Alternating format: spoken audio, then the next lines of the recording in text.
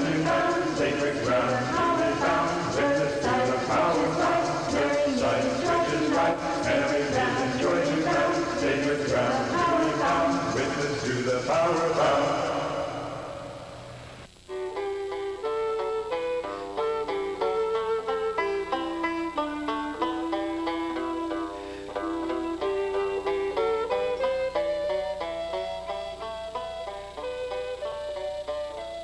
Descend, my lady, and speak with us, thy children. I am she who watches over thee, mother of you all. Know that I rejoice that you do not forget me. Know that with my good Lord I weave the skein of life for each and every one of you. I am love and I am life. Find me and rejoice, for love is my music and laughter is my song. Witchcraft.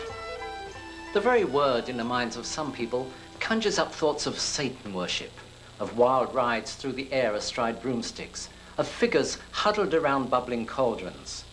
Few people realize the truth, that witchcraft is in fact a religion, a valid, federally recognized alternate religion, with ancient roots that not only expressly forbids its followers from harming others, but does not even believe in Satan.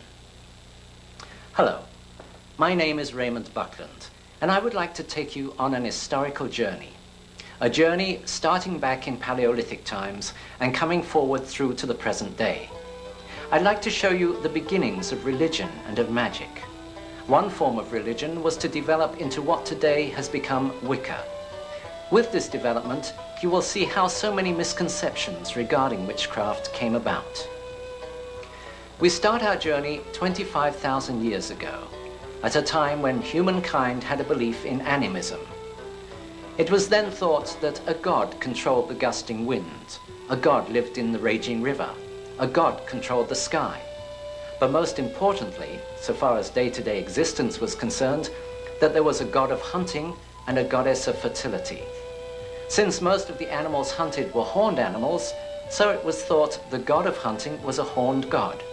And since it was the woman who was visibly connected with birth, so it was logical that it be a goddess rather than a god of fertility.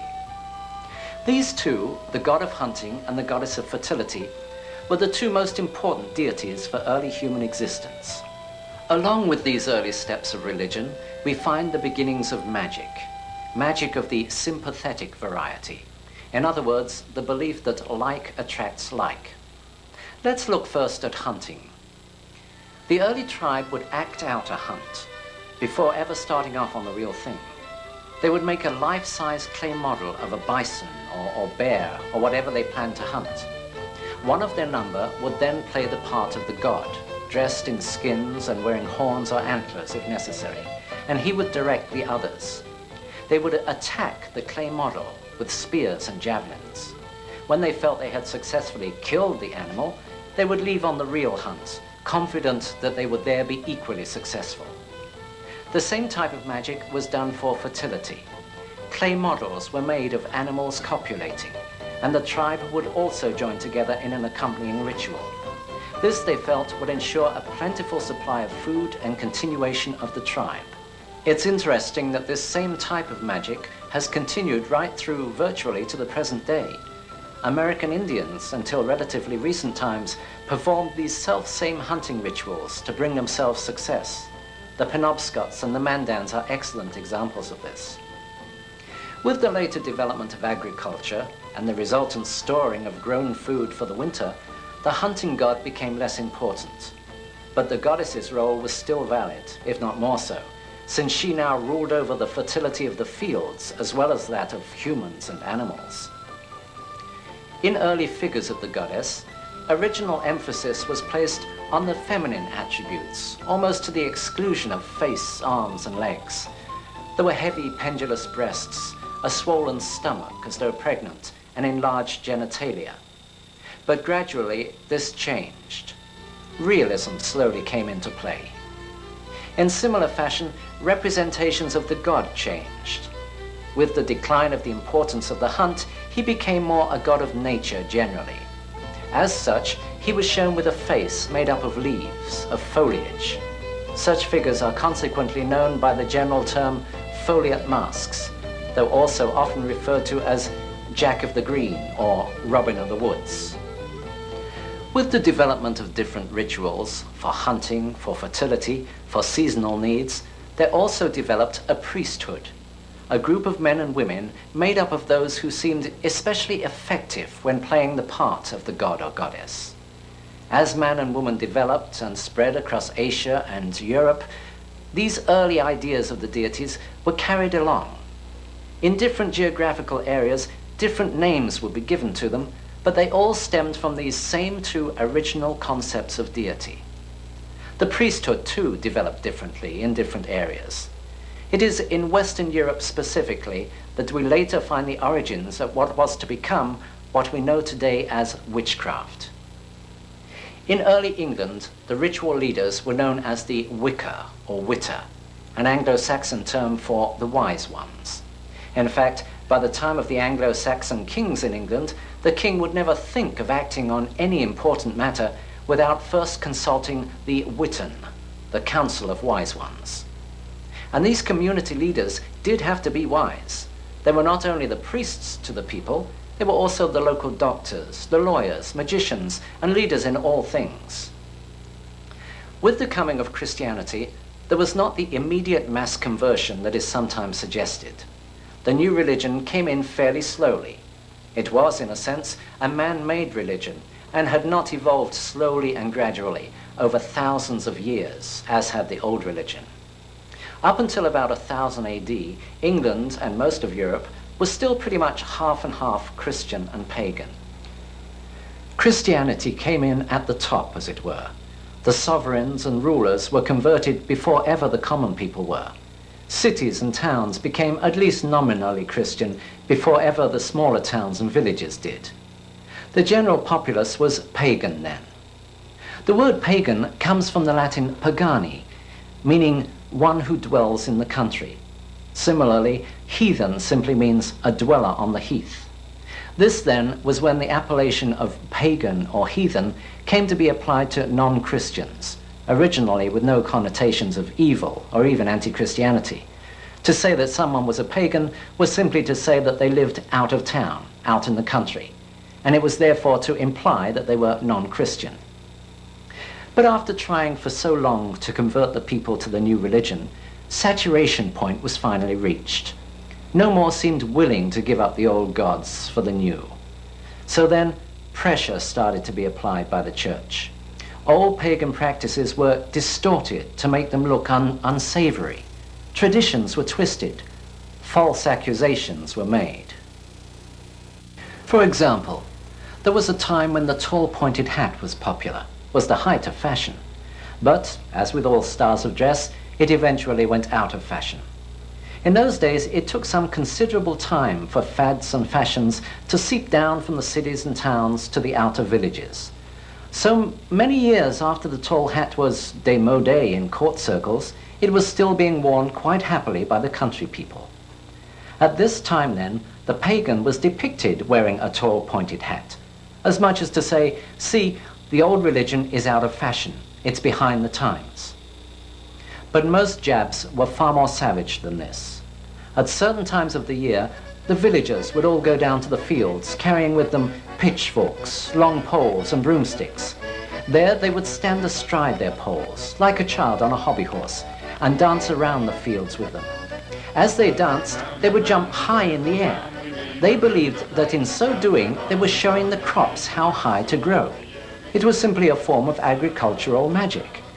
The church, in trying to rid the people of their old rites, distorted this.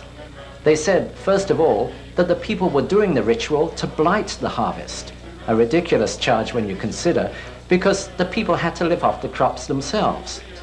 They further said that they were not only riding their poles around the fields, but were also riding them through the air, which must obviously be the work of the devil. Therefore, you mustn't do it. The cauldron got into the picture about this time. It was purely a household cooking utensil, but a typical church charge against witches was that they used it for boiling up babies to obtain their fat. Along with these children were boiled all sorts of evil-sounding ingredients, such as Snake's tongues, cat's eyes, rabbit's feet, wolf's claws, a Negro's head, and flesh and blood. Of course, there were no babies boiled. One wonders where they would have all come from anyway, and why no one missed them. As for the awesome-sounding ingredients, they were simply herbs and plants. Today, all plants have a Latin name, known and used universally. But in the old days, they were only known by somewhat picturesque local ones, names often given according to the look of the plant. Tongue of a snake was adder's tongue, or the dog-tooth violet. Cat's eye was star scabious. Rabbit's foot was field clover. Wolf's claw, lysopodium. Negro head, vegetable ivory, and flesh and blood, tormentil. There were literally hundreds of these herbs, with such colorful local names. Cow's tail, Jew's ear, devil's milk, and similar ones. So things continued for many years, with Christianity trying gradually but surely to ease out the old religion. But the old religion was tenacious. It was ingrained from generation after generation, going back thousands of years. Even some of the new religion's ministers retained much of their old pagan background. Many are the records of priests happily mixing both the old and the new until admonished by their superiors. Finally, however, the church grew impatient. It wanted Wicca dead, and it wanted Christianity to be the only religion.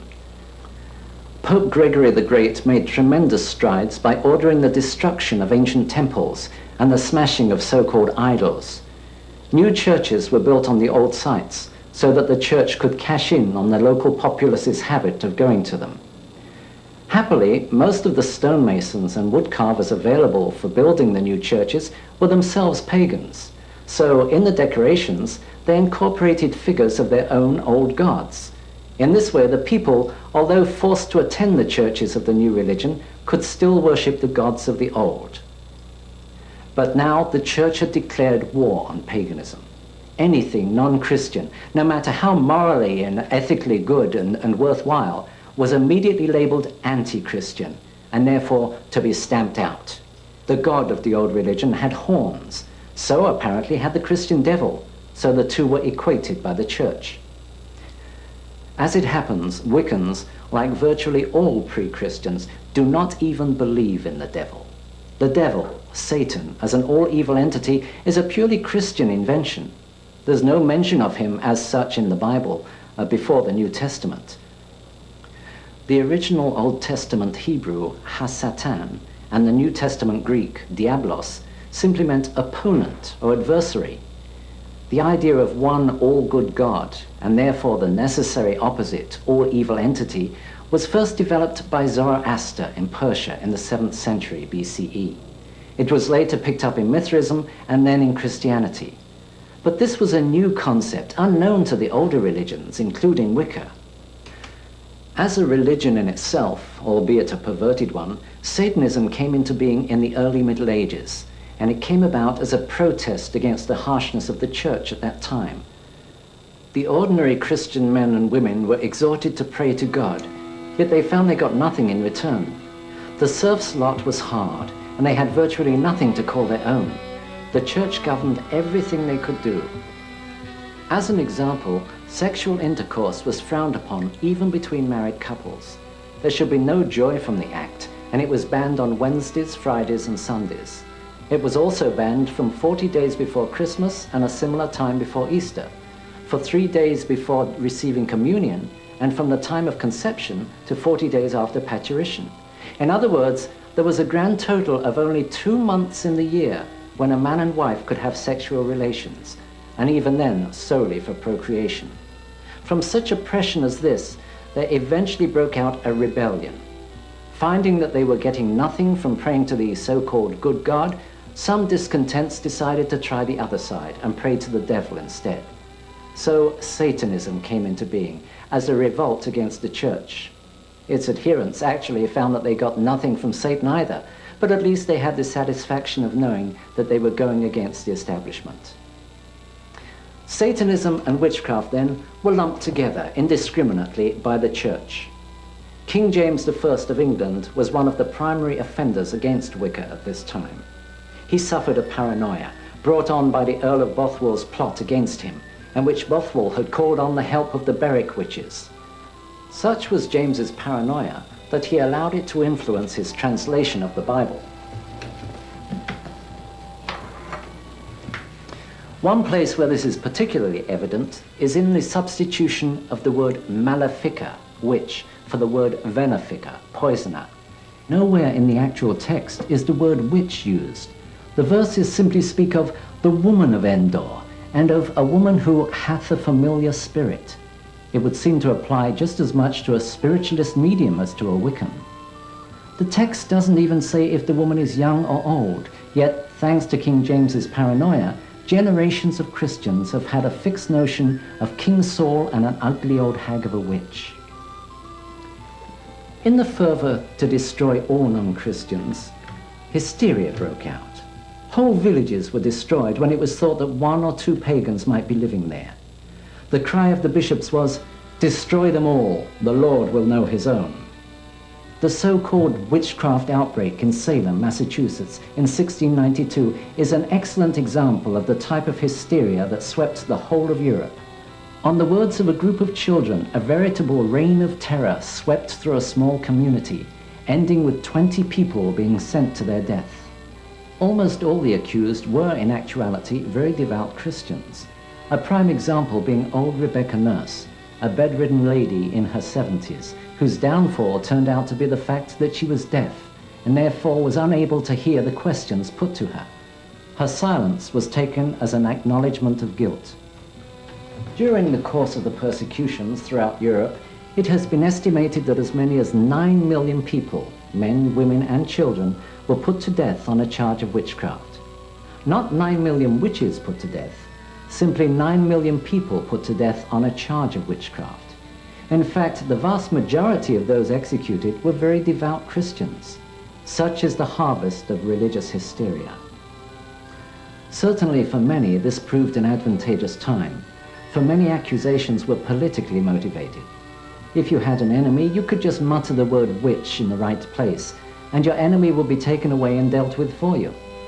Obviously, with this sort of oppression, the old religion could not continue openly. If it was to continue, then it had to go into hiding. Wiccan groups, covens, had to meet secretly, perhaps in an isolated clearing in the woods, or in a cottage far from the rest of the village. Outwardly, witchcraft had finally died, beaten to death by the earthly representatives of the God of Love and the Prince of Peace. Yet, covertly, the old religion did continue. Here and there, a sprinkling of pagan practices managed to survive, more or less openly, or occasionally disguised as Christianity. Old festivals, which refused to lie down, were frequently taken into the Christian church, perhaps with a new name. Many pagan gods suddenly became Christian saints. The church took over many of the old holy days, such as at Yule, Easter, Hallows Eve. It wasn't until as recently as 1951 that in England the last laws against witchcraft were finally repealed. At last, in the mid-20th century, if there were any witches left, they could once more come out into the open. They were free to stand up and give their side of the story. Needless to say, none pushed forward. Printing had been invented during the persecutions, so the very first books published on the subject of witchcraft were written by the opposing church. Not unnaturally, these opinions were more than a little biased. Later books could only refer back to this earlier propaganda. So for hundreds of years, anything published on the subject of the old religion has been from its enemy's point of view. Is it any wonder, then, that so many people hold the misconceptions that they do today? In 1921, in a book called The Witch Cult in Western Europe, a well-known and respected anthropologist named Dr. Margaret Murray put forward the theory that witchcraft had actually been a religion in its own right, with pre-Christian origins. She expanded upon and gave scholarship to ideas tentatively advanced by Charles Leland 30 years earlier. In fact, she was one of the first to attempt to draw a connection between the witchcraft of the Middle Ages and the origins of religio magic, as we have seen them here. Many of Murray's theories later proved somewhat far-fetched, or seemed to be so, and much of what she said has since been discredited, yet much has also been accepted and confirmed. In 1954, a book appeared titled Witchcraft Today. It was written by a Dr. Gerald Brousseau Gardner. In the book, Gardner said, in effect, what Margaret Murray suggested is true. Witchcraft was a religion, and in fact it still is. I know because I'm a witch. Finally, a practicing witch had come forward to give their side of the story, to start the long, hard job of restoring the balance. Gardner, after a lifetime of studying religio-magic around the world, finally retired and settled back in his native England. There, in the 1930s, he came into contact with what seemed to be one of the last surviving covens of the old religion. He was excited and delighted enough with what he found to want to run out and tell everyone how wrong they had been about witches. But he had to wait until the 1950s before he could do so. Gardner believed that the coven to which he belonged was one of the last remaining. He felt that the craft, witchcraft, really was on the edge of extinction. He was surprised and delighted when, on the publication of his book, he started to hear from many other covens across Europe, each of them in turn believing themselves to be the last alive. Gardner took over a museum of witchcraft and magic, started by Cecil Williamson on the Isle of Man in the middle of the Irish Sea. It was housed in an old mill, itself for centuries associated with the local Arbury witches. This became his headquarters, and from there he put out a second book, complementing the first, entitled The Meaning of Witchcraft. Until his death on February 12, 1964, Gardner was rightfully regarded as the grand old man of witchcraft, being solely responsible for igniting the flame of Wiccan revival. All present-day Wiccans owe Gardner a deep debt of gratitude, for without his pioneering work in straightening misconceptions, it's doubtful the old religion will be back where it is today. With the revelation that Wicca was not only an organized religion, but a benevolent one at that, championing love and joy, many people came to see its tenets as refreshing and eminently sensible, and very much preferable when compared to the doom and gloom of modern-day Western religions. The return of the old religion had begun. I was myself responsible for introducing Wicca, Gardner's branch of it, to the United States, having been initiated by his high priestess only the year before he died.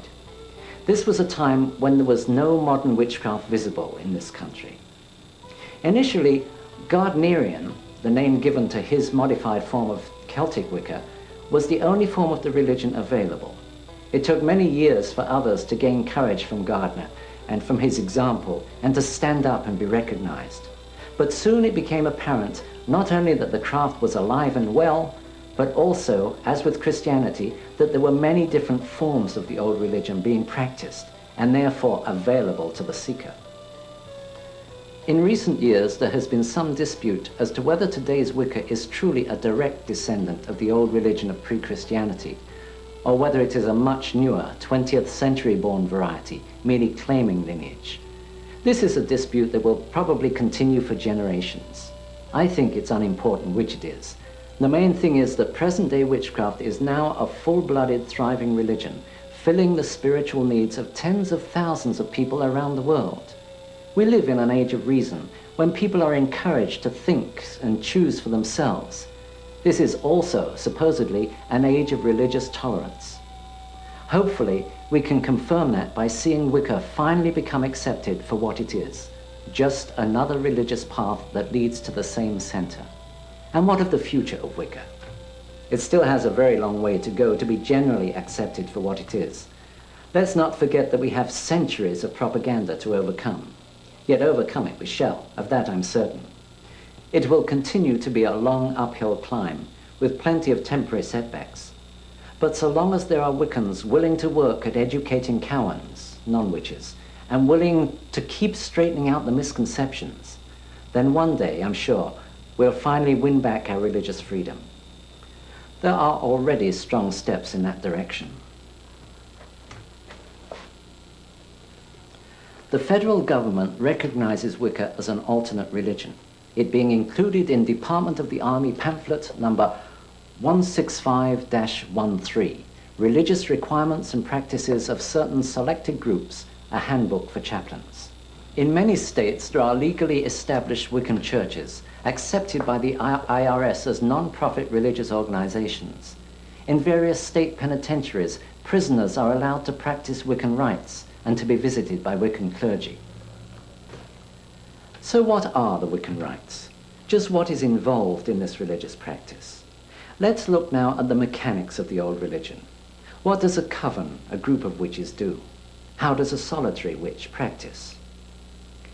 It must first be understood that Wicca is very free-flowing, without the stiff, unbending rules found in many other traditional religions. It gives far more opportunity for individual expression. There are a number of well-established traditions such as Gardnerian, Alexandrian, Saxon, Celtic, and so on.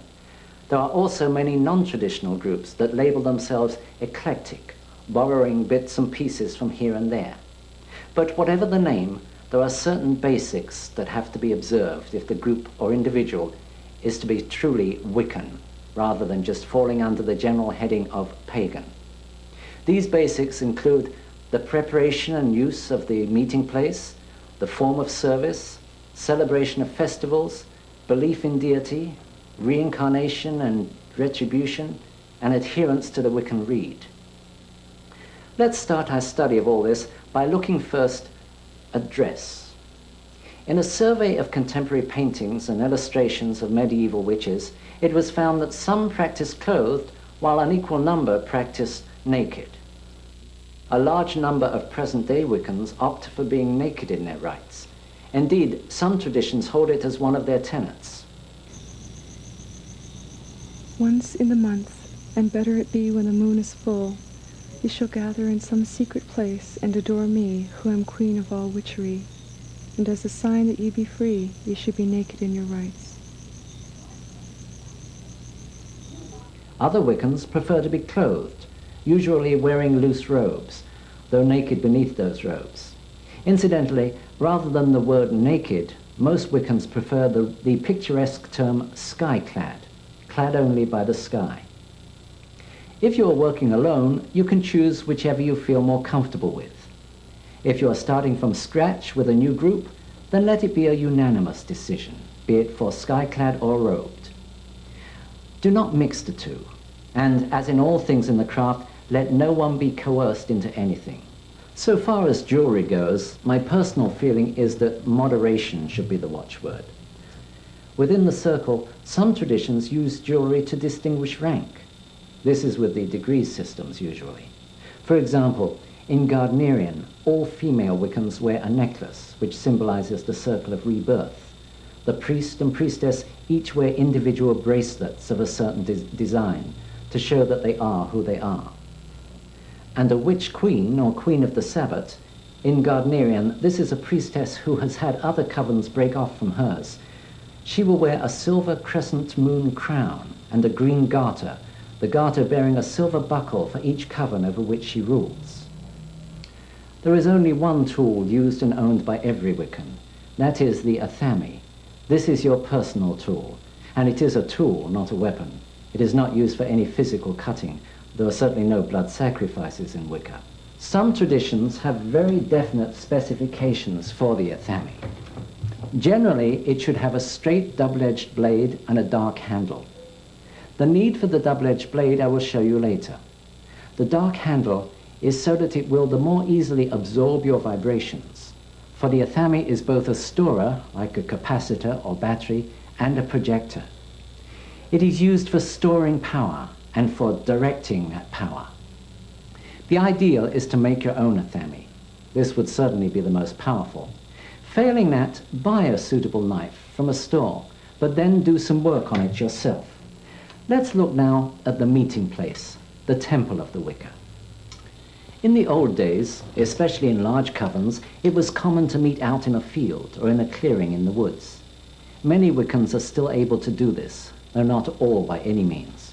You certainly need to consider such factors as availability, accessibility, privacy, security, and even such a seemingly mundane factor as weather.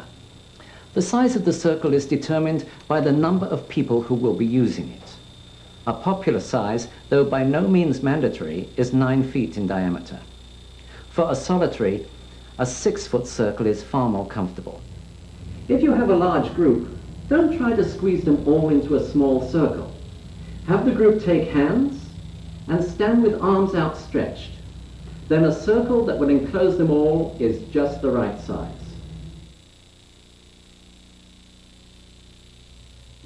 In the center of the circle is the altar. No special dimensions, can be square or rectangular, though why not a better balanced round one? On the altar sit the coven tools, and again these will vary depending upon the particular tradition you follow. The 4 basics are candle, censer, water, and salt. There should also be incense. An ancient belief is that the smoke of the incense carries your prayers up to the gods. It also, of course, helps create the right atmosphere for the rituals. And thirdly, it represents the element of air. There should be a dish of salt on the altar together with a dish of water. Salt is a universal symbol for life, and as such is important in cleansing and consecration rituals. You can use any sort of dishes to hold these. Another possible coven tool is the sword. It's not essential. The athame can be used instead of it, but it is popular and suitable, particularly for the actual ritual casting of the circle, which I will deal with shortly. Some covens also use a wand. This is one of the tools which has come into the craft, as have a number of things, from ceremonial magic. It is not necessary since, again, the athame can be used for anything that one would use a wand for. Other items used by various groups for differing reasons include a pentacle, white-handled knife, and bell. As I said before, whatever you decide to use, have a good reason for using it. A group of Wiccans, as I have mentioned, is called a coven. From among these, a leader or leaders are chosen, the priest and/or priestess. In some traditions, degree systems operate. Periods of training with recognized points of advancement. It is usually necessary to reach a certain stage before it's permissible to lead the coven. In other traditions, however, the priest and/or priestess are chosen from among the members and lead it for a set period. Lead is the key word here. It is said that in a coven, all are like the spokes of a wheel. No one is either first nor last. That is how it should be. The priesthood lead the rituals. They do not rule the group. The priest represents the god of Wicca, and the priestess represents the goddess. The beginning is the whole opening ritual, setting up and consecrating the temple for the meeting. The area has been designated, the circle on the ground. The altar is set up. The coven members stand within the circle.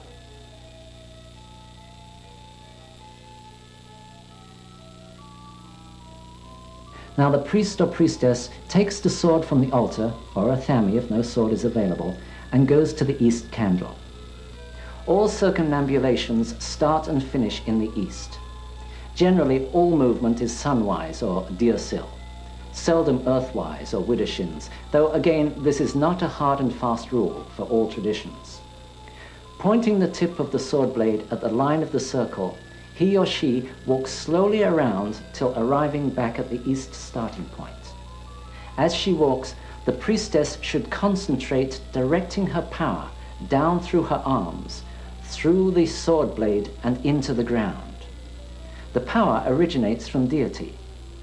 It sometimes helps to imagine a beam of light coming down from the gods and entering the top of the head or the position of the third eye. Feel it filling the body, driving out all impurities. Then feel it surging down the arms and the sword and into the circle. Don't rush this part.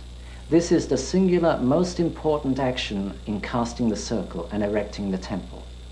This is laying the foundation from which a cone of power may be built.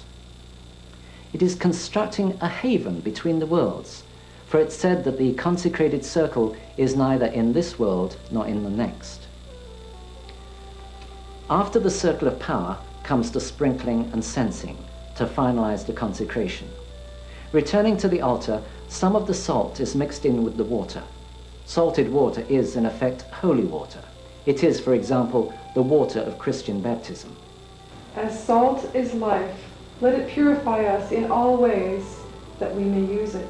Let it cleanse our bodies and spirits as we dedicate ourselves in these rites to the glory of the God and of the Goddess.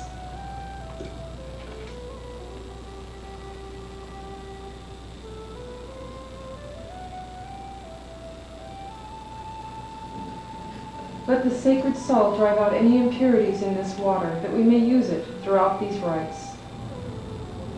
So mote it be. So mote it be.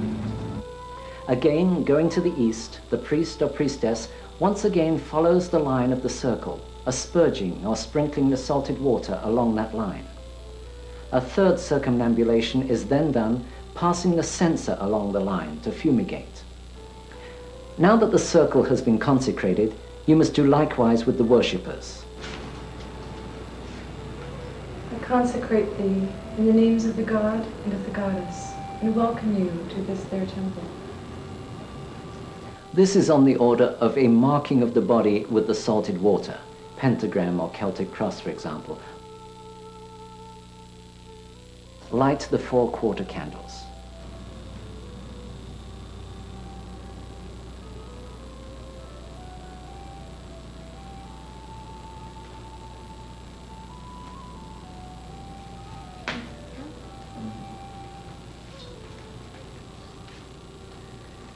Here I bring light and air in at the east, to illuminate our temple and bring it the breath of life.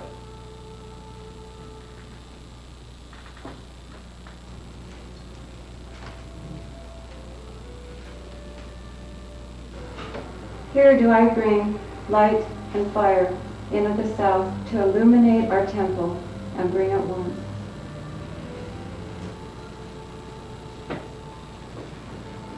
Here do I bring light and water in at the west to illuminate our temple and wash it clean.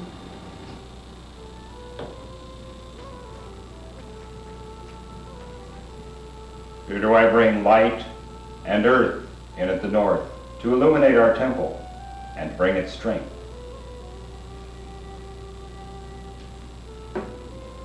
At this point, many traditions, though certainly not all, acknowledge the 4 quarters, oftentimes referred to as the watchtowers of those quarters.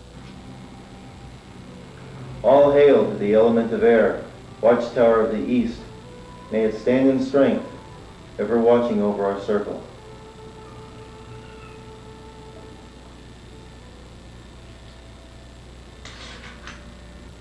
And from here, the one remaining act of the opening ceremony is the invitation to the gods. All hail the 4 quarters, and all hail the gods. We bid the Lord and Lady welcome, as they witness our rites that we hold in their honor. So mote it be. So mote it be. All hail. All hail. Please note that in the craft, the gods are invited to attend and witness the rites. They are not commanded or ordered to appear.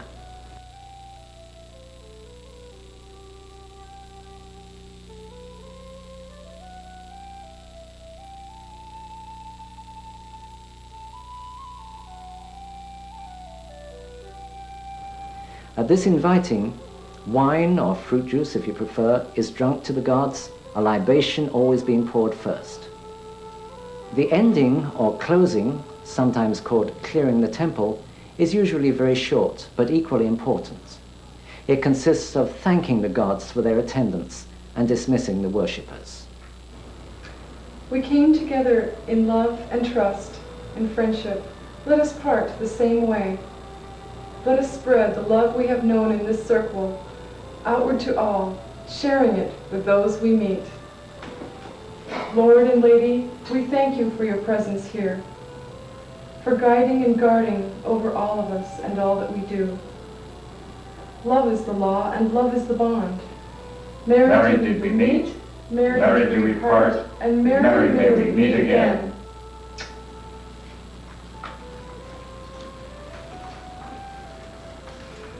The temple is cleared. There is no need for any sort of ritually breaking the consecrated circle. The very fact of everyone moving out of it is sufficient to break it. Now, I have spoken of the beginning and the end of the Wiccan ritual, the 2 slices of bread in the sandwich. But what of the meat in the middle? This middle section is indeed the meat. It is the whole purpose of the gathering. Every meeting or circle must have a purpose. Wiccans don't just meet for the sake of getting together. Their purpose is primarily worship, since Wicca is a religion, and is usually tied into seasonal change. Let me go back a moment to the history of the religion. In the early days, it was possible to grow food during the summer, but in the winter it was necessary to hunt animals for food. So originally, the year was pretty much broken down into 2 halves. That division fell on Beltane, May Eve, and Samhain, November Eve, the light half of the year and the dark half, the summer and the winter. Later, these halves were split again, coinciding with the breeding seasons of animals. Divisions at Lughnasadh, August Eve, and Imbolc, February Eve.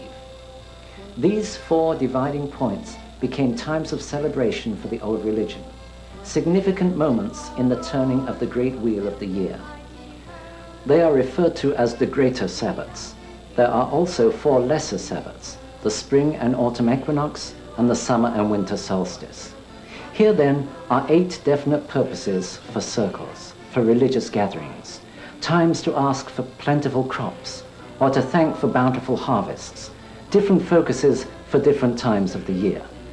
These celebrations may include singing and dancing, enactment of symbolic plays, along with prayers and litany. The meetings held between the Sabbats are called Esbats. There is always one at the full moon and usually one at the new moon. The old religion operates on both a solar and a lunar calendar. Whether Sabbat or Esbat, there is always a point in the ceremony for thanking the gods for what we have and asking them for what we need. Specific wording will vary from tradition to tradition. With any personal prayers, however, it's emphasized that your own words are of primary importance. Speak from your heart, no matter how inadequate you may feel these words to be. The religious rites, again whether Sabbat or Esbat, always include a segment known variously as the cakes and wine or cakes and ale. It is an ages-old rite around the theme of thanking the gods for the necessities of life. Now is the time for us to give thanks to the gods, for that which sustains us.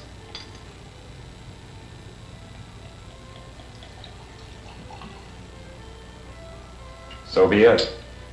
Will we ever be aware of all that we owe the gods?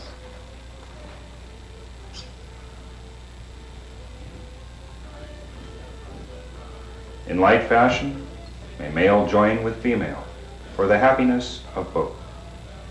Let the fruits of union promote life. Let wealth and fruitfulness be spread throughout all lands.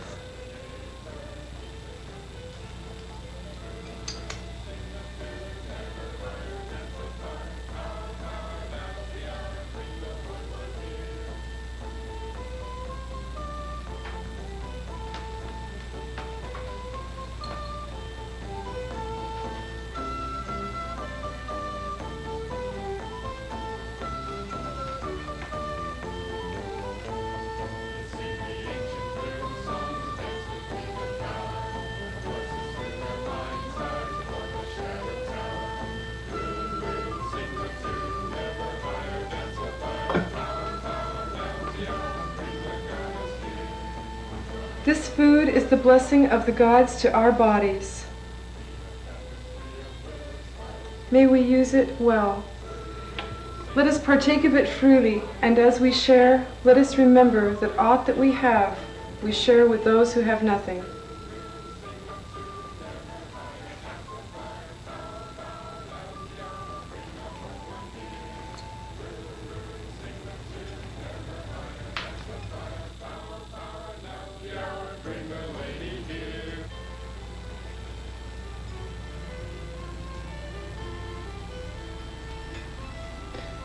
As we enjoy these gifts of the gods, let us ever remember that without the gods, we would have nothing. Eat, drink, be happy. So mote it be. So mote it be. And here let me give you and stress the Wiccan Rede, the one law for all Wiccans. No 10 Commandments, no catechism, just one law which says it all. And it harm none, do what thou wilt. And it harm none, do what thou wilt. It doesn't matter what you do, just so long as you don't harm anyone. In working magic, Wiccans take the extra step of not harming anyone, but of helping people. So let me move on by coming around full circle back to the start. Now that we know all that Wiccans do, how does one become a witch? Wicca is a religion of priesthood. Every witch can be his or her own priest. This is how it's possible for solitary witches to operate. Wiccans are not born, they are made. They are made through an initiation ceremony, or, in the case of a solitary, a self-dedication rite. Let's look at the dedication first. This is not something to be taken lightly. Hopefully you have read as many books as you can lay your hands on about Wicca, the good ones and the bad ones. You have researched the broad spectrum of religion to find what seems most likely to fulfill your personal needs, and you have settled on Wicca. The self-dedication will be just that, dedicating yourself to the old gods, an affirmation that henceforth this will be your way of life. The ritual should be performed during the waxing of the moon, as close to the full moon as possible. Your circle need only be about 6 feet in diameter, just room enough for you and the altar. At this stage, you need have no ritual tools, just a candle, incense, salt and water, and a small dish of anointing oil and a goblet of wine on the altar.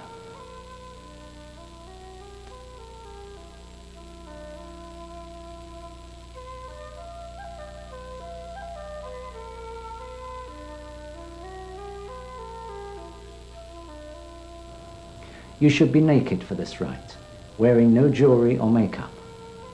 Sit or kneel before the altar with your eyes closed and concentrate on seeing a pure, cleansing ball of white light coming down from the gods and filling your body with energy. Feel it driving out any negativity and completely cleansing you. Feel this light filling your body, then expanding to fill the whole circle. Now stand and move to the east. Construct the circle as normal, except that without sword or athame, you will direct the power into the circle from your pointing finger.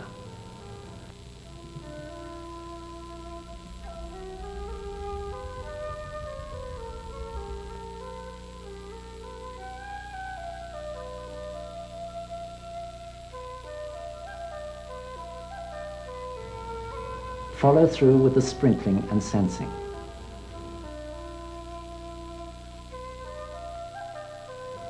At that part of the circle construction where you yourself will be consecrated, dip your finger into the salted water and draw a Celtic cross within the circle on your forehead and a pentagram over your heart.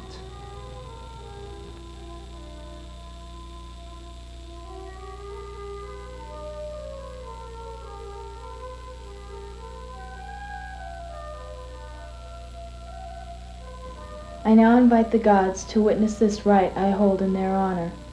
God and Goddess, Lord and Lady, Father and Mother of all life, protect me and guide me within this circle and without it, in all things, so mote it be.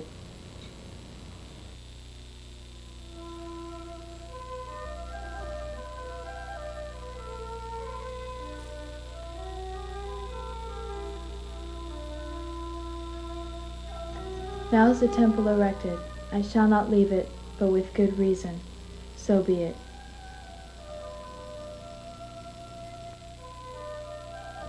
Now meditate on the god and goddess, on the craft and what the old religion means to you.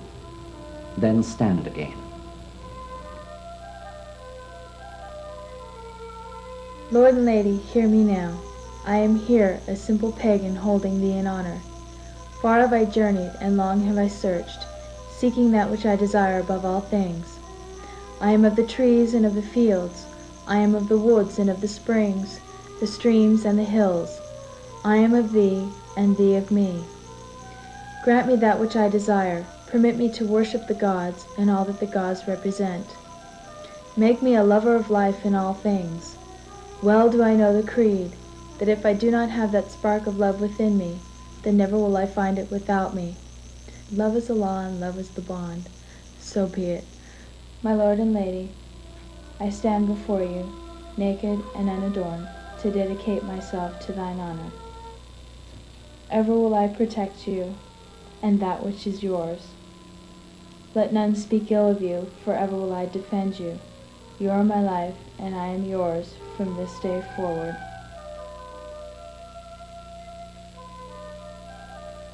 I accept and will ever abide by the wicked reed, and it harm none. Do what thou wilt, so be it.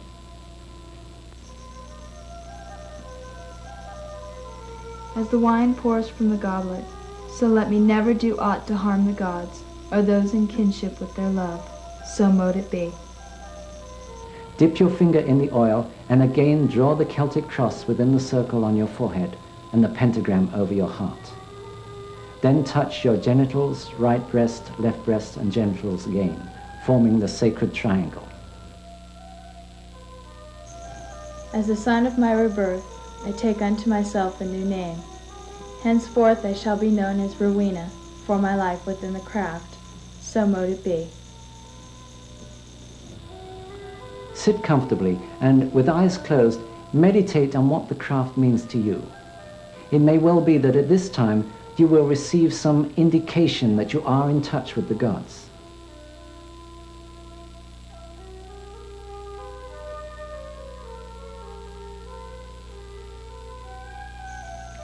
I thank the gods for their attendance. As I came here in love of them, I now go my way. Love is the law, and love is the bond. So be it. The temple is now closed. You are now a Wiccan, as much as any other person, whether initiated into a coven or not. Although we don't know the exact formats used by the witches of old, it's certain that centuries ago, many of them, living far from any village or coven, followed the same sort of procedure in dedicating themselves to the gods in whom they believed. Universally, whether we're talking about initiation into the ancient Greek mysteries, the modern Wicca, Australian Aboriginal puberty rites, African rites, Haitian voodoo initiation, Amerindian rites of passage, Egyptian mysteries, or whatever, they all follow the same pattern. There is first of all a separation of the initiate from the ordinary people. This is followed by a cleansing or catharsis, and then a symbolical death. From there, new knowledge is gained, leading to the rebirth. Wiccan initiation follows the same pattern. For some, the entry into the circle can be frightening. Are you certain you want to continue? This may well be the very first time he has been there for an actual ritual. Standing there on the threshold with a very stern-faced young lady pointing a sword at him and asking if he really does want to go through with it. He may well then and there change his mind. But after all the study, and if his heart is true, it's doubtful that he will. He's therefore bound and blindfolded and led into the circle. The blindfolding and binding are symbolic of the darkness and restriction of the womb prior to birth, and this again is found universally. In some traditions, the symbolic death takes the form of a ritual scourging or similar, though this is not so in all Wiccan traditions. Also, some traditions demand an oath of secrecy, the so-called secrets usually being the names used for the deities and the methods of working magic. Once this has been taken, the blindfold can be removed and the initiate is instructed in the use of the working tools. This is the new knowledge. He receives his new name, the name by which he will from then on be known within the circle.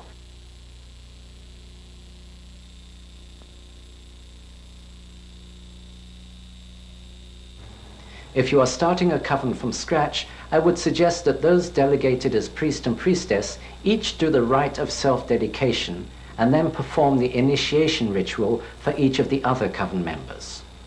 Once again, here we find the male to female, female to male insistence. Generally speaking, the priest will initiate the women and the priestess the men. There is little more to cover in the basics of Wicca. One thing I have not dwelt upon is the Book of Shadows. This is the book containing the Wiccan rituals. I have seen some really beautifully made books with elaborate calligraphy used for the rituals. A word of caution though, don't make the writing so elaborate that no one can read it in the circle. The tools you use, a thami, sword, wand if you want one, must be consecrated after you've made them and before you use them. This consecration need only be done once and does not apply to such things as candles, censer, goblets. It is just for the working tools. It is simply a basic sprinkling with the salted water and censing. In my book, Buckland's Complete Book of Witchcraft, I include rituals for all possible occasions, including the Sabbats, Esbats, new and full moons, marriage, hand fasting, birth and death. If you decide to write some rituals of your own, and I do encourage you to do so, then write them to include words and actions for as many coven members as possible. A coven is a close family-type group. Wicca is a religion of participation, so let everyone participate. Do cast the circle, do consecrate it, do invite the gods to join you. I have spoken of the belief in a god and a goddess. I might add that most Wiccans include representations of these deities in their altar arrangements, and also have them as religious figures in their homes. Some symbolize the deities with perhaps a seashell for the lady and an antler for the lord. But however you view them, all Wiccans feel very strongly towards their god and goddess, and enjoy a closeness with them known only by the very devout of other religions. Along with this belief in the duality of deity is a belief in reincarnation. This is an ancient belief, not exclusive to Wicca, of course. In fact, it was a tenet of Christianity up until the Second Council of Constantinople in 553 AD. I have spoken about the one Wiccan law, and it harm none, do what thou wilt. There is a corollary to this, and it is a belief in retribution in this life. Rather than waiting till we die to get our rewards and punishments, being able to put them off, we get them right here in this life, according to how we live it. And it's a threefold retribution. Do good, and you get back 3 times the good. But do harm, and that too will return threefold. So within the Wiccan belief, there is no inducement to do harm. I hope I have been able to give you a clearer picture of Wicca through this treatment. Due to time limitations, I have only been able to touch briefly on the basics. There is, of course, far more to the old religion. I encourage you to read and to investigate. Wiccans do not proselytize, but we do want to straighten the long-held misconceptions. I hope I have managed to do a little of that here. I am Raymond Buckland. Blessed be.